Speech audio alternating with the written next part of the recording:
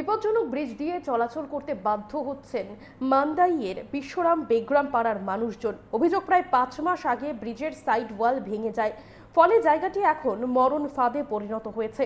এই ব্রিজ দিয়ে যাতায়াত করতে বেকায়দায় পড়েছেন এলাকার বহু মানুষ। যে কোনো সময় বড়সড় অঘটন ঘটে যেতে পারে বলে আশঙ্কা স্থানীয়দের। তবে কেন ভেঙে পড়া ব্রিজের সাইড ওয়াল সংস্কার হচ্ছে না তা কেউই বলতে পারছেন না। আমরা শুনবো ঠিক কি অভিযোগ রয়েছে স্থানীয়দের।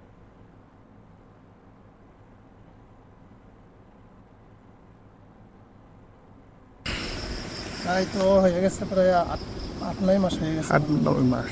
এটা তো বলবো যে কোনো সময় ব্রিজটা পড়ে যেতে পারে, তারপরে যে কোনো একটা বিপত্তি করতে পারে, হয়তো বা গাড়ি উল্টে যাওয়া নদীতে পড়ে যেতে পারে। এটা তো অতি সত্ত্বর ঠিক করার প্রয়োজন নাই, তো এদিকে যাওয়া সব পুরোই বদ্ধ হয়ে যাবে।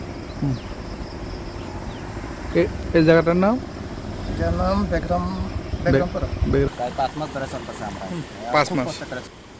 বর্তমান প্রশাসনকে আমি বলতে চাই, এই বিশেষ রাস্তাটা এই রাস্তা দিয়ে অনেক স্টুডেন্ট চলাফেরা করে, কিন্তু রাস্তা এই কয়েকদিন মধ্যে যদি তাড়াতাড়ি করলে দিলে ভালো হয়। জায়গাটার নাম কি? বেগরামপাড়া।